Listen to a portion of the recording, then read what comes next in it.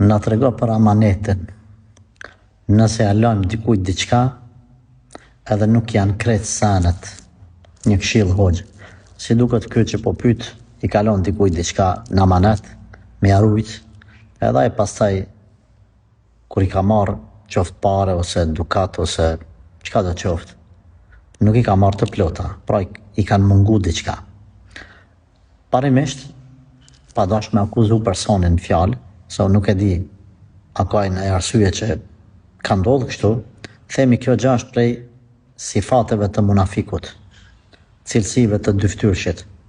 Pejgamberi alayhi salatu wassalam ka përmend, thot, kush i posedon këto 4 vese, ai është munafik. E nëse posedon njërin prej tyre, ka posedu vese të munafikut. Wa idha tumina khan, ka përmend një prej tyre.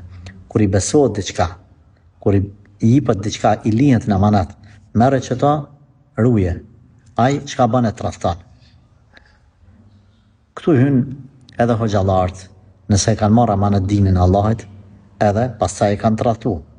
Këtu hyn edhe politikant, të cilët e kanë marrë amanet shtetin edhe pastaj e tradhtojnë.